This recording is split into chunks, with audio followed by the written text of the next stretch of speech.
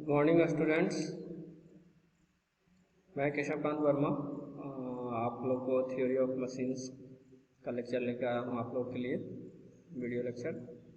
इसमें आज हम लोग स्टार्ट करेंगे पावर ट्रांसमिशन का सेकेंड फेज।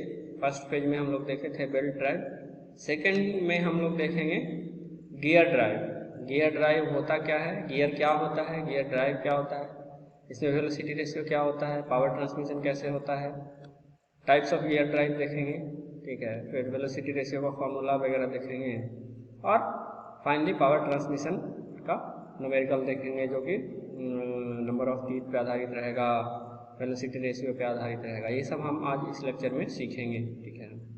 ठीक है, तो शुरू करते हैं हम लोग बेल्ट ड्राइव, ठीक है, sorry gear drive. Gear drive है क्या, गियर ड्राइव क्या है, कुछ आइडिया अगर आप लोग को है तो सोचिए, दिमाग में कुछ आ रहा है गियर ड्राइव से, गियर ड्राइव से कुछ आ रहा है दिमाग बात में, गियर ड्राइव क्या होता है, देखते हैं क्या होता है। नहीं समझ में आ रहा है तो समझाएंगे आप लोग को, ठीक है। देखिए, गियर एक तरह का व्हील टाइप का एक इक्विपमेंट होता है, ठीक है, जिसपे टूथ कटेड रहता है, ठीक है। टूथ कटेड रहता है मतलब एक इस टाइप का आपका टूथ कटेड रहता है और रोटेट करता है, ठीक है। अब इसके रोटेशन से आपको पावर का ट्रांसमिशन होता है।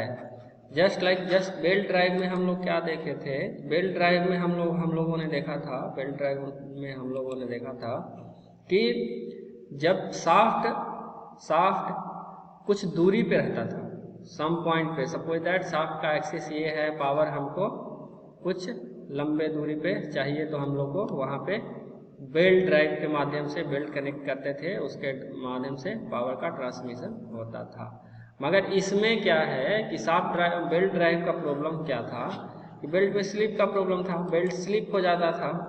अगर belt long duration long time के लिए बेल्ट हम लोग यूज करते थे तो उसमें कुछ स्लिप आ जाता था, बेल्ट में क्रीप आ जाता था, तो वेलोसिटी रेशियो हमारा घट जाता था, वेलोसिटी रेशियो प्रॉपर नहीं मिल पाता था। साथ ही साथ उसमें फ्रिक्शन होता था। बेल्ट में क्या है, बेल्ट आपका पुल्ली पे फ्रिक्शन होता था, तो इस फ्रिक्शन के कारण पावर लॉस हम लोग को ज़्यादा होता था, जो अल्टीमेटली इफिशियंसी को घटा देता था। तो इसको ओवरकम करने के लिए हम लोगों ने क्या किया ना कि एक प्लेट जैसा इक्विपमेंट लिया, थिक प्लेट लिया, ठीक है, और उस थिक प्लेट पे ग्रूव बना दिया, ग्रूव कट कर दिया, इस टाइप का ग्रूव कट कर दिया, ठीक है।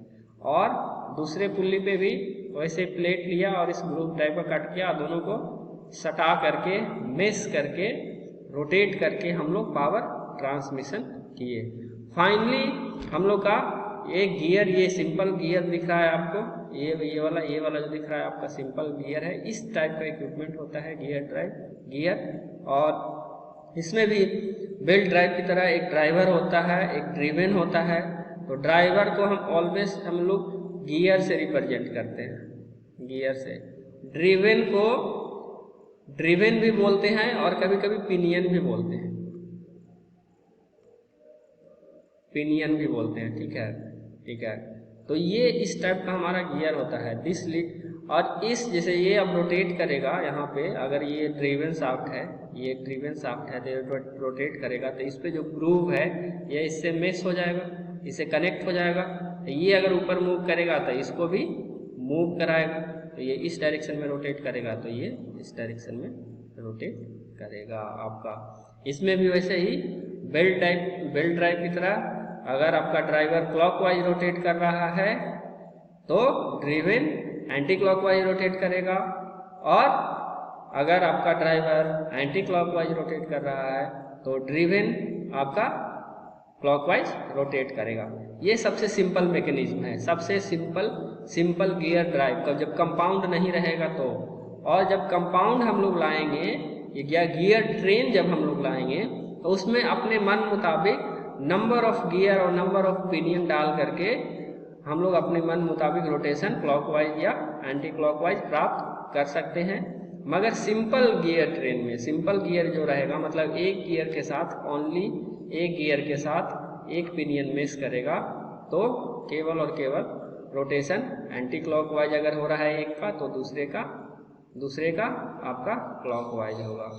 तो गियर को अगर डिफाइन करें तो क्या करें, गियर एक थिक प्लेट है जिसपे ग्रूव कटा हुआ रहता है, जो कि अनदर उसी टाइप का सेम ग्रूव कटा हुआ एक दूसरे पिनियन को ये ड्राइव करता है और इस ड्राइव के माध्यम से पावर का ट्रांसमिशन होता है।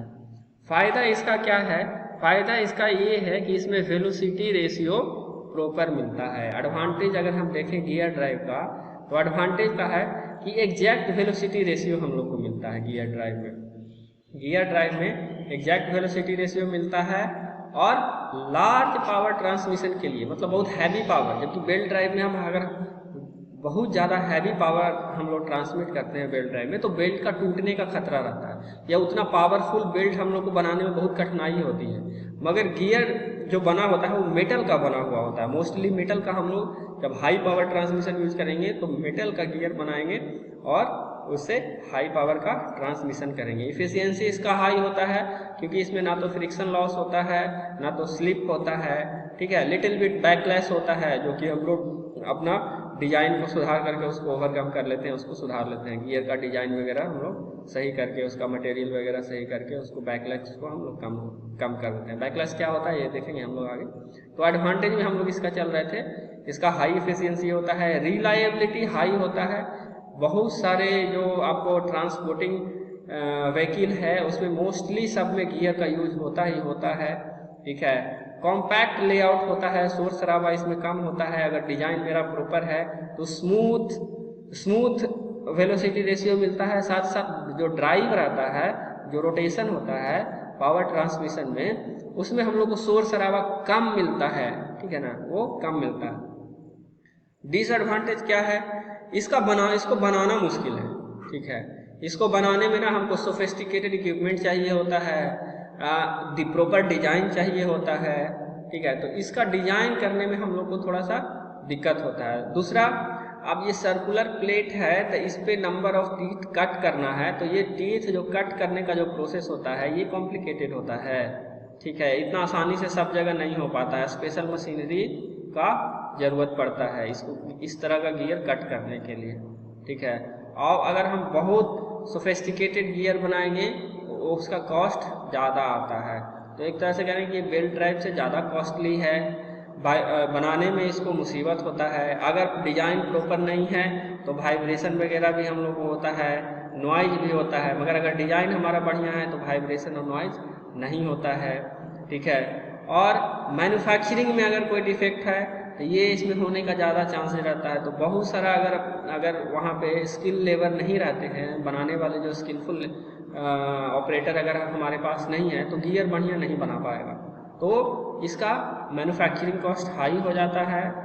गियर का जो टूथ जिसको दांत बोलते हैं, गियर का दांत काटने में, प्रॉपर काटने में बहुत कठिनाई होती है, ठीक है ना। स्पेशल इक्विपमेंट से इसको काटते हैं, अगर उसमें एरर हो गया तो पूरा एक दांत भी अगर गड़बड़ हो गया तो पूरा का पूरा आपका गियर बर्बाद, ये पूरा का पूरा गियर रिजेक्ट हो गया। ऐसा नहीं कि एक वो दांत खराब है बाकी सब सही है तो काम चल जाएगा, नहीं, इसको रिजेक्ट कर दिया जाता है, फिर दूसरा गियर बनाया जाता है। ये सब इसमें दिक्कत, डिसएडवांटेज इसका है।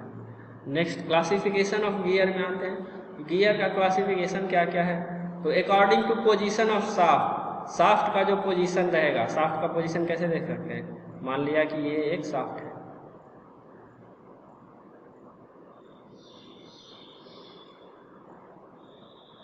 और ये एक अदर शाफ्ट है, जिसके ये एक अदर शाफ्ट है, इस पे पोजीशन ऑफ शाफ्ट। तो पोजीशन ऑफ शाफ्ट के अनुसार, शाफ्ट का जो एक्सिस है, सपोज दैट ये एक्सिस हो गया, इसका ये एक्सिस हो गया, तो इसके एक्सिस के अनुसार गियर किस टाइप का होता है। एक तो है पैरेलल गियर, इंटरसेक्टिंग गियर और non intersecting gear. Parallel gear फिर आपका 3 भाग में डिवाइडेड है, स्पेयर गियर, हेलिकल गियर और rack and pinion gear. Parallel gear का कहने का मतलब है कि जब दो गियर मेश करेगा तो दोनों का एक्सिस जो होगा पैरेलल रहेगा, दोनों का जो शाफ्ट का एक्सिस रहेगा वो पैरेलल रहेगा।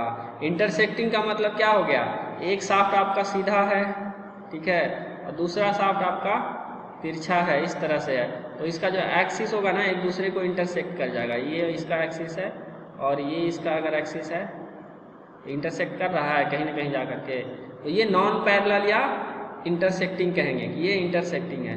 तीसरा है नॉन इंटरसेक्टिंग और नॉन पैरेलल, इंटरसेक्ट नहीं कर रहा है इसका एक्सिस मगर पैरेलल भी नहीं है, इतना तिरछा है कि जैसे मान लिया एक शाफ्ट का एक्सिस ये है और दूसरे शाफ्ट का एक्सिस एक पैरेलल नहीं होकर के क्या है, पैरेलल नहीं होकर के इस तरह से है, मगर इंटरसेक्ट नहीं कर रहा है, ये दोनों एक्सिस इंटरसेक्ट नहीं कर रहा है, किसी न किसी एक्सिस के थ्रू ये है आपका है पैरेलल नहीं है एक्सिस, मगर ये इंटरसेक्ट नहीं कर रहा है। इसमें आपका एक्सिस क्या है, दोनों शाफ्ट का एक्सिस एक दूसरे से इंटरसेक्ट कर रहा था मगर इसमें इंटरसेक्ट नहीं कर रहा। तो पैरेलल गियर में आपका स्पर गियर आता है। स्पर गियर जब भी यूज करेंगे तो दोनों का दोनों शाफ्ट एक शाफ्ट, अगर इस पे गियर है, गियर को इस तरह से बनाते हैं, तो अगर इस पे गियर है तो दोनों एक दूसरे के पैरेलल रहेगा। इस तरह से आप अब ये दोनों को सटा देंगे, एक दूसरे तीर से अटैच हो जाएगा तो रोटेट करेगा, अगर ये रोटेट करेगा तो ये भी रोटेट करेगा आपका। तो इसको हम लोग बोलते हैं पैरेलल गियर। और पैरेलल गियर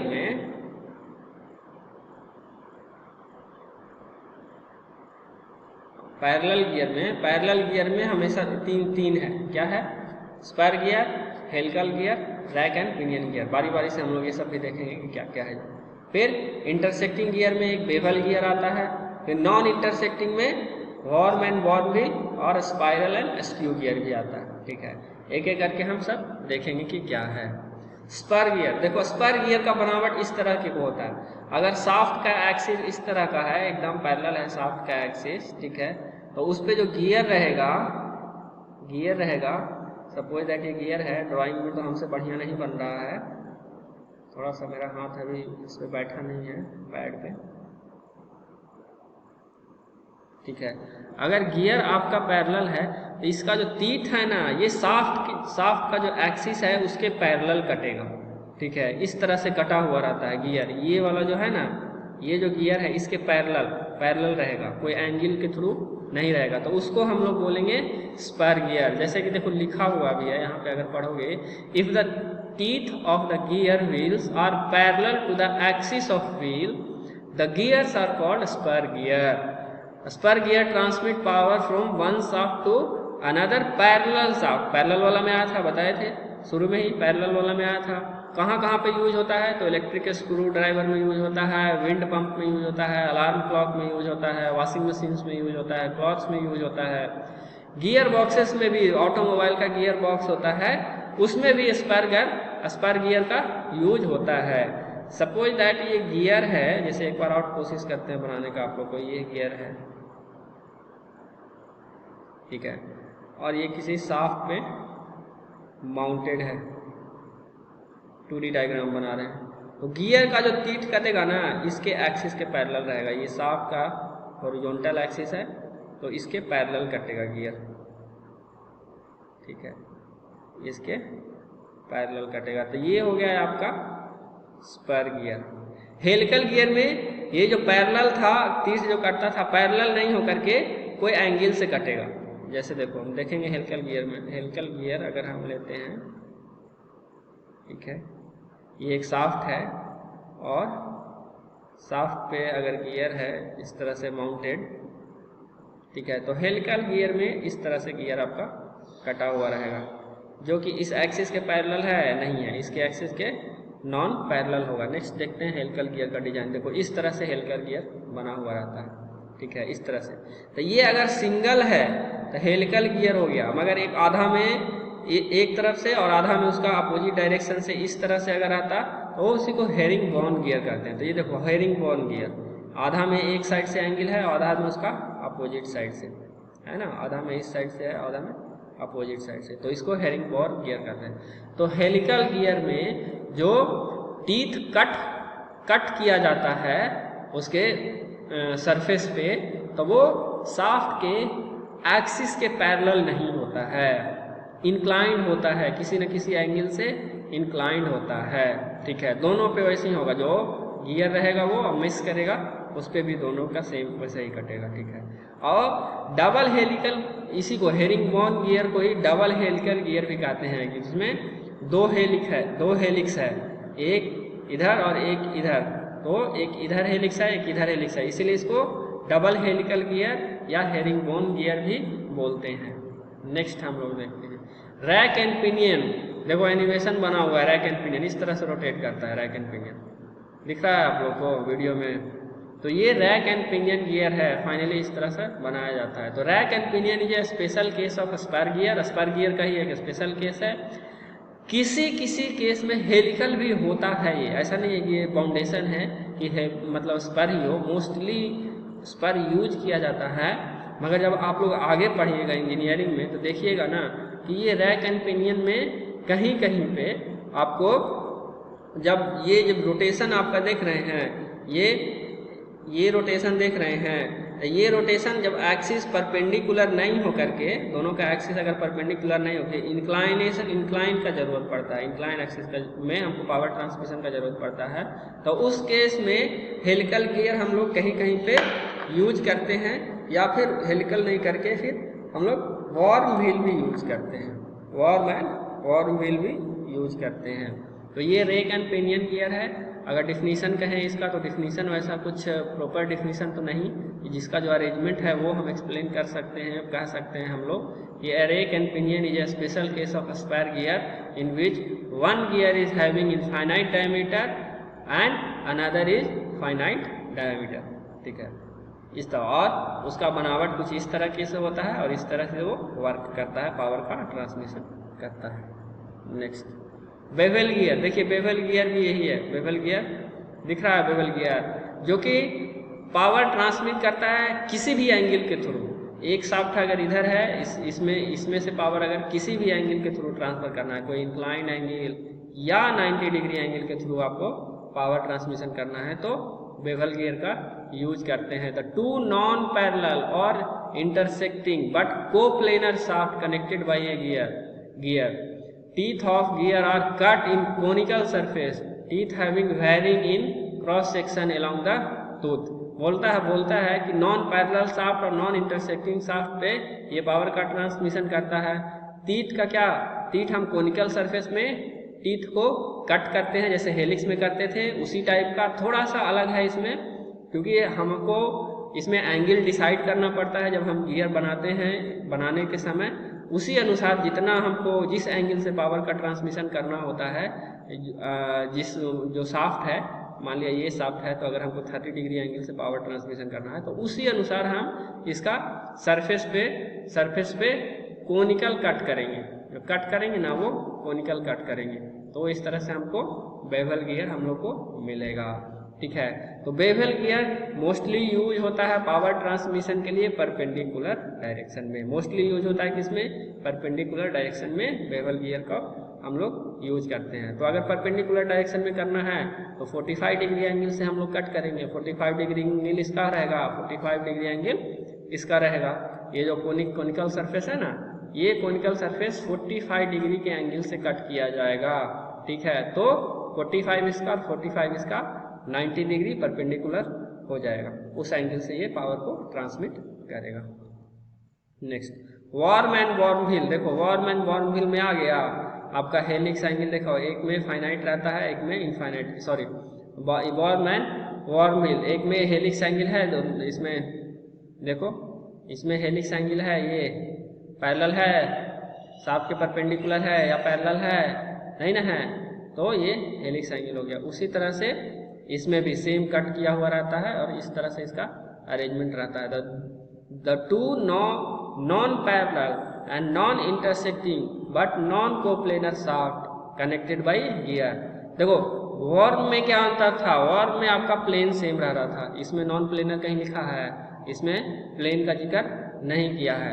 जबकि आपका वॉर्म एंड वॉर्म व्हील जब आ जाता है ना, तो उसमें प्लेन चेंज हो जाता है, एक प्लेन से दूसरे प्लेन में आप पावर का ट्रांसमिशन कर सकते हैं। इसमें the two non parallel and non intersecting but non coplanar shaft can be connected by gears, worms are use when large gear reduction are needed. इसमें वेलोसिटी रेशियो या तो बहुत बढ़ाना होता है या बहुत घटाना होता है, तब हम इसको यूज करते हैं। जैसे 20:1 का वेलोसिटी रेशियो या इवन और ग्रेटर 300:1 का वेलोसिटी रेशियो हमको चाहिए, तब हम इस तरह का यूज करते हैं। कहने का मतलब क्या, अगर ये एक चक्कर काटेगा, अगर ये व्हील एक चक्कर काटेगा तो ये व्हील आपका 20 चक्कर काटेगा, ठीक है ना। तो वही 20:1 वेलोसिटी रेशियो रहेगा। और भी हम इसको बढ़ा सकते हैं, वेलोसिटी रेशियो और कम या ज़्यादा कर सकते हैं इसमें, कि ये एक रोटेशन करेगा तो ये वाला शाफ्ट आपका 30-100 रोटेशन आपको यूज करेगा, 30-100 रोटेशन वो करेगा। इस तरह से करके हम लोग यूज करते हैं। तो जहाँ पे हम लोग को वेलोसिटी बहुत घटाना होता है ऑटोमोबाइल में, जैसे ऑटोमोबाइल इंजन जब चलता है तो हाई स्पीड पे रोटेट करता है, मगर वहाँ अगर ऑटोमोबाइल में कोई कोई ऐसा इक्विपमेंट होता है जिसको लो स्पीड चाहिए, ठीक है, उसको फंक्शन करने के लिए बहुत लो स्पीड चाहिए, तो उस केस में हम लोग ये यूज करते हैं कि इंजन तो स्पीड हाई दे रहा है मगर उसको हम घटाएं कैसे। तो एक तो गियर बॉक्स से हम लोग घटा बढ़ा सकते हैं, और दूसरा हम लोग वॉर्म एंड वॉर्म व्हील से घटा सकते हैं, ठीक है, ये हम कर सकते हैं। तो जहाँ पे हम लोग को वेलोसिटी रेशियो बहुत कम चाहिए, उस केस में हम आप वॉर्म एंड वॉर्म व्हील का यूज करते हैं। कॉलेज में अभी एक आया है वॉर्म एंड वॉर्म व्हील, जब आप लोग आइएगा मेरा लैब में एक बना हुआ है, आप लोग देखिएगा उसको, ठीक है ना। नेक्स्ट हम लोग आते हैं according two types of meshing gear. Gear का हम लोग टाइप पढ़े थे। According two types of meshing भी गियर का अलग अलग प्रकार होता है। एक एक्सटर्नल, जब मेश बाहर से हो, गियर का देखिए मेशिंग बाहर से हो रहा है, दोनों गियर बाहर है। अब एक गियर अगर इसके अंदर है, जैसे ये देखिए, ये तो ये इंटरनल गियर हो गया, इस तरह से हम लोग कहेंगे। Tip of mesh externally with each other, the larger gear is called wheel and smaller gear is called pinion. आ गया व्हील एंड पिनियन। बोले थे ना कि किसी किसी केस में जो ड्राइवर या ड्रिवन को पिनियन भी बोला जाता है। तो एक्सटर्नल गियर में हम लोग पिनियन का यूज आ गया। तो एक्सटर्नल गियर क्या कहता है, इन external gear the teeth of the gears mesh externally, बाहर से मेश करता है, अंदर से मेश नहीं करता है। जबकि इंटरनल गियर में ये अंदर से मेश करता है। The teeth of gear mesh internally, ठीक है, ये है। नेक्स्ट हम लोग आते हैं according to the peripheral velocity of the gear. Gear का जो पेरिफेरल वेलोसिटी हो गया, पेरिफेरल वेलोसिटी मतलब क्या, अगर ये गियर है, अगर ये गियर है तो इसका आउटर वेलोसिटी, ये जो शाफ्ट रोटेट कर रहा है, इसके वेलोसिटी के अनुसार गियर को हम क्लासिफाई कर सकते हैं। तो जिसका स्पीड लो रहेगा लो वेलोसिटी गियर, जिसका हाई मीडियम रहेगा मीडियम वेलोसिटी गियर, और जिसका हाई रहेगा, हाई स्पीड पे रोटेट कर पाएगा, पावर का ट्रांसमिशन कर पाएगा, तो वो हाई स्पीड गियर। अब स्पीड का लिमिट दे दिया है कि लो लिमिट में, लो वेलोसिटी गियर में स्पीड लिमिट आपका कितना, 3 मीटर पर सेकेंड से कम होना चाहिए।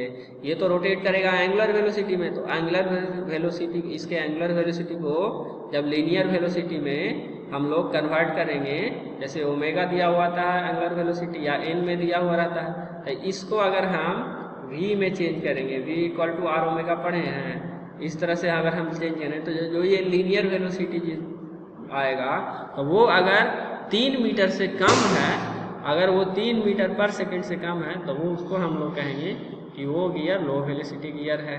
अगर वो वेलोसिटी 3 से 15 मीटर पर सेकेंड तक है, तो वो मीडियम वेलोसिटी गियर कहलाएगा। और वेलोसिटी अगर 15 मीटर पर सेकेंड से अधिक है तो वो हाई स्पीड गियर कहलाएगा। नेक्स्ट, गियर ट्रेन क्या होता है, जब एक से ज़्यादा गियर है, तो सिंपल गियर बोले थे कि सिंपल गियर एक मिल गया, ठीक है, एक व्हील है और एक पिनियन है, रोटेट कर रहा है, तो ये सिंपल गियर हो गया, सिंपल गियर मेश हो गया। मगर एक से ज़्यादा है, ठीक है, सपोज दैट कोई शाफ्ट है, शाफ्ट पे एक गियर रोटेट, एक गियर है इस पर, और इस पे एक और गियर रोटेट कर रहा है। अब इस शाफ्ट पे एक बड़ा गियर और एक छोटा गियर है, तो ये वाला गियर जो है मान लिया 1 कहेंगे, 2 कहेंगे, और इसको 3 कहेंगे। 3 रोटेट कर रहा है किसी और गियर से, ठीक है। या फिर इस तरह से एक और चौथा गियर आ गया, ठीक है, 4 गियर। गोल नहीं बन रहा है, कोई बात नहीं, आप लोग समझ लीजिएगा।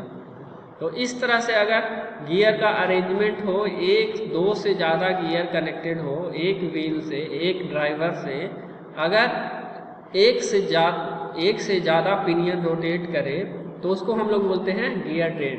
देखिए, a gear train is a combination of gear wheel. A gear train is, starting से देखिए, a gear train is a combination of gear wheel which is use to transmit motion and power from one shaft to another shaft. एक shaft से दूसरे shaft पर power transmission करने के लिए use होता है। टाइप्स इसका देखिए कि क्या क्या होता है। तो टाइप्स इसमें सिंपल गियर ट्रेन जिसमें कि एक और एक ही रहेगा। उसके बाद कंपाउंड गियर ट्रेन जिसमें अब इससे ज़्यादा हो गया तो compound gear train. Reverted gear train, ये भी देखेंगे क्या होता है। और इपीसाइक्लिक गियर ट्रेन, ये क्या होता है। रिवर्टेड गियर ट्रेन होता है कि जिस डायरेक्शन में हम रोटेट कर रहे हैं उसके अपोजिट डायरेक्शन में रोटेट करें। इपीसाइक्लिक ये होता है कि वो स्थिर, ये रोटेट कर रहा है, ये रोटेट कर रहा है मगर ये स्थिर है और ये इसके चारों ओर रोटेट कर रहा है। तो उस तरह को हम लोग इपीसाइक्लिक गियर ट्रेन बोलते हैं। एक एक करके हम लोग वो भी देखेंगे कि क्या है। देखो सिंपल गियर ट्रेन में, देखो सिंपल गियर ट्रेन, देखो एक सिंपल है, एक गियर से ये रोटेट कर रहा है, इससे ये रोटेट कर रहा है और इससे ये रोटेट कर रहा है, इससे ये रोटेट कर रहा है। एक शाफ्ट पे एक ही गियर है। जैसे देखो ये शाफ्ट है, ये शाफ्ट है, इस पे एक गियर, ये शाफ्ट है, इस पे एक गियर, ये शाफ्ट है, इस पे एक गियर। तो ये गियर जो हो गया आपका सिंपल गियर ड्राइव हो गया। इसमें जो एक ड्राइवर गियर होता है और एक ड्रिवन गियर होता है। अब ये मेश के लिए तो ये हो गया, मगर इस मेश के लिए क्या हो जाएगा, ये ड्राइवर हो जाएगा और ये ड्रिवन हो जाएगा। उसी तरह से इसके लिए ये ड्राइवर हो जाएगा और ये ड्रिवन हो जाएगा। तो ये फर्स्ट ड्राइवर हो जाता है और ये लास्ट ड्रिवन हो जाता है, ठीक है ना। इस तरह से हम लोग गियर ड्राइव के, सिंपल गियर ड्राइव को इस तरह से हम लोग समझ सकते हैं कि ये सिंपल गियर ड्राइव है।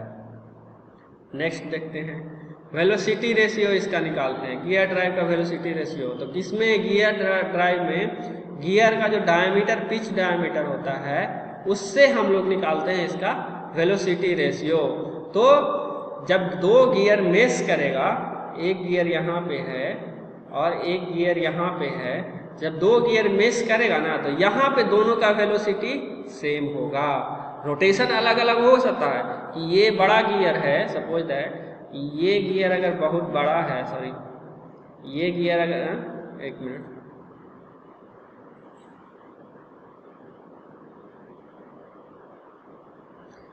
हाँ देखिए बता रहे थे आपको कि दो गियर है,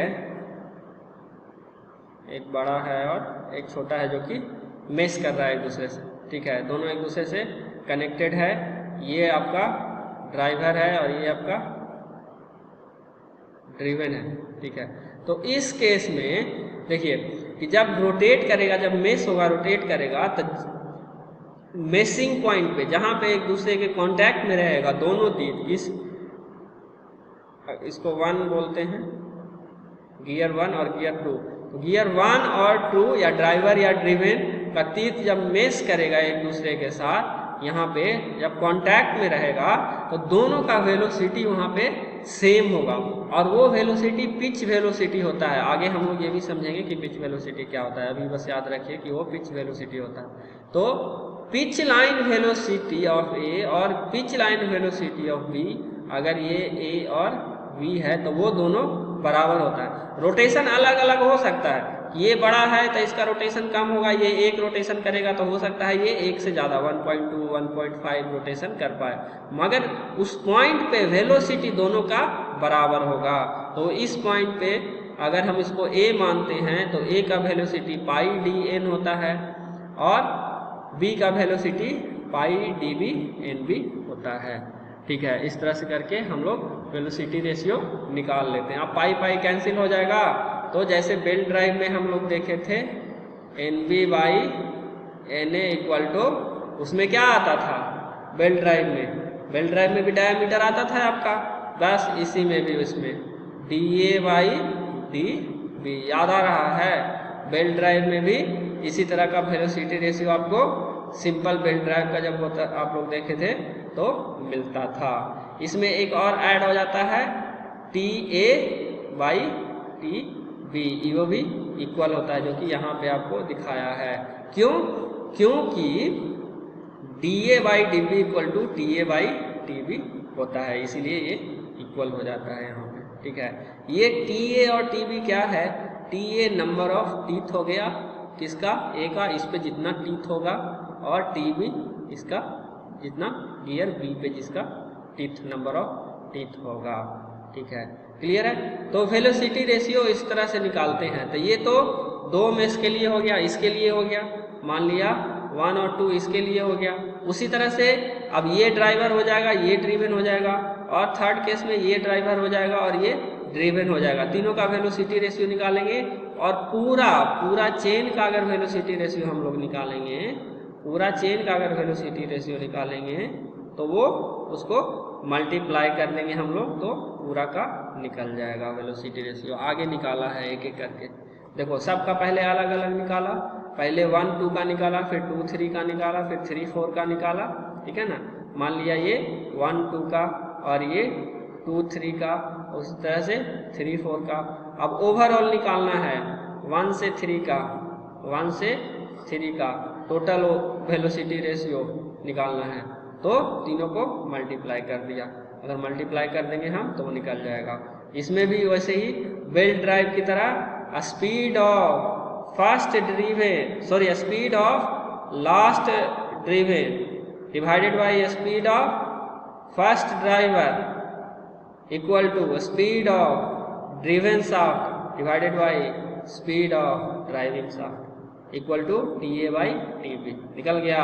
बिल्कुल belt drive velocity ratio almost इसका बेल्ट ड्राइव की तरह ही निकलता है।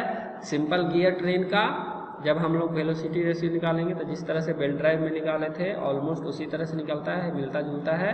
इसमें केवल नया टर्म आ गया कि इसमें नंबर ऑफ टीथ भी ऐड हो गया, उसमें थिकनेस वगैरह ऐड होता था अगर हम लोग थिकनेस कंसीडर करते थे तो इसमें हम लोग टीथ कंसीडर करेंगे तो ऐड नहीं करेंगे।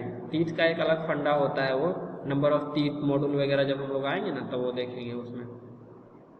अभी बस आप लोग वेलोसिटी रेशियो सीखिए कि velocity ratio simple gear train का होता कैसे है। Next compound gear train. देखो कंपाउंड गियर ट्रेन और सिंपल गियर ट्रेन में क्या अंतर है, यहाँ से और क्लियर समझ में आ जाएगा। सिंपल गियर ट्रेन में देखे थे ये एक ड्राइव कर रहा था 2 को और 2 ड्राइव कर रहा था 3 को, मगर देखो इसमें क्या है, एक और गियर ऐड हो गया है। नीचे वाला शाफ्ट देखिए, एक गियर उसमें सिंपल गियर ड्राइव में आपका 1 शाफ्ट पे केवल और केवल 1 गियर होता था सभी में। बैक करके आपको दिखाते हैं, देखो इसमें सिंपल गियर ड्राइव में हर शाफ्ट पे केवल और केवल एक गियर है, जबकि कंपाउंड ड्राइव में अगर आते हैं तो एक शाफ्ट पे 1 से ज़्यादा गियर है। देखो इसमें देखो ये पहले ड्राइव कर रहा है, ये किसी स्पीड से इसको ड्राइव कर रहा है, इसको 2 को, और ये 2 फिर ये तीसरा को ड्राइव कर रहा है और ये तीसरा चौथा को ड्राइव कर रहा है। अगर इसमें देखें तो देखिए एक इसको ड्राइव कर रहा है, फिर ये इसको ड्राइव करेगा,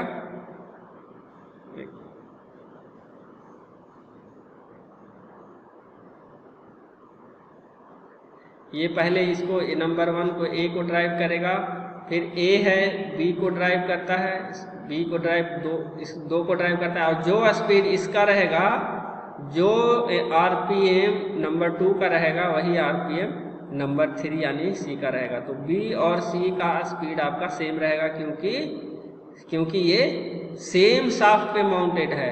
तो जो इसका स्पीड नंबर ऑफ रोटेशन जो इसका होगा वही नंबर ऑफ रोटेशन इसका होगा। नंबर ऑफ टीथ अलग होगा, डायमीटर अलग होगा, लेकिन NB इक्वल टू NC होगा, जबकि TB is not equal to TC होगा। ठीक है, उसके साथ साथ DB is not equal to DC होगा। कंपाउंड ड्राइव में यही अंतर होता है। यहाँ समझ में आ रहा है डायग्राम? इस तरह से कंपाउंड ड्राइव हम लोग निकालते हैं। वेलोसिटी रेशियो अगेन निकालेंगे, उसका प्रोसीजर सेम ही है। वेलोसिटी रेशियो का ड्राइवर का ड्रिवन के साथ, फिर अगेन ड्राइवर का ड्रिवन के साथ। ठीक है, और इसमें ये दोनों के बीच में वेलोसिटी रेशियो नहीं निकलेगा क्योंकि दोनों का वेलोसिटी सेम है, तो उसका वेलोसिटी 1 आ जाएगा। ठीक है ना, इसका वेलोसिटी 1 आ जाएगा। तो ये आगे चेन को हमारा अफेक्ट नहीं करेगा। क्लियर है यहाँ पे? एक बार और बताएं। ठीक है, एक बार और बता देते हैं आपको। जैसे सिंपल गियर ट्रेन में हम लोग वेलोसिटी रेशियो निकाले थे, तो ड्राइवर का ड्रिवन के साथ, ठीक है, ड्राइवर का ड्रिवन के साथ, और फिर अगेन ड्राइवर का ड्रिवन के साथ, दूसरा वाला के साथ। इसमें देखिए, इसमें आपको जब 1 2 3 4 कीजिएगा तो ये मत समझ लीजिएगा ये 2 3 को ड्राइव कर रहा है। ये 2 नहीं ड्राइव कर रहा है 3 को, ये 1 ही ड्राइव कर रहा है 3 को। तो 2 1 किसको ड्राइव कर रहा है? गियर ए ड्राइवर हो गया किसके लिए? 2 और 3 दोनों के लिए। तो ये दोनों ड्रिवन हो गया। बी ड्रिवन हो गया, बी और सी दोनों ड्रिवन हो गया। तो जो स्पीड बी का होगा वही स्पीड सी का होगा नंबर ऑफ रोटेशन में। क्लियर है?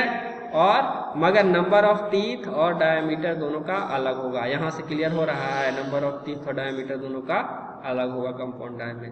तो जब वेलोसिटी रेशियो, और ध्यान देने वाली एक बात और क्या है, ध्यान देने वाली एक बात और क्या है कि ये देखो, जब हम ये 3 और 4 को कंसीडर करेंगे, तो 3 और 4 को कंसीडर करेंगे तो ये ड्राइवर हो जाएगा और ये ड्रिवन हो जाएगा, ना कि 2 गियर 2 4 के लिए ड्राइवर नहीं होगा, क्योंकि गियर 2, ये जो गियर 2 है इसके साथ मेश कर रहा है, नहीं कर रहा है, ये 3 और 4 मेश कर रहा है ना। तो वेलोसिटी रेशियो यहाँ इसका और इसका निकलेगा और दोनों को मल्टीप्लाई कर देंगे, वही हमारा फाइनल वेलोसिटी रेशियो पूरे सिस्टम का निकलेगा।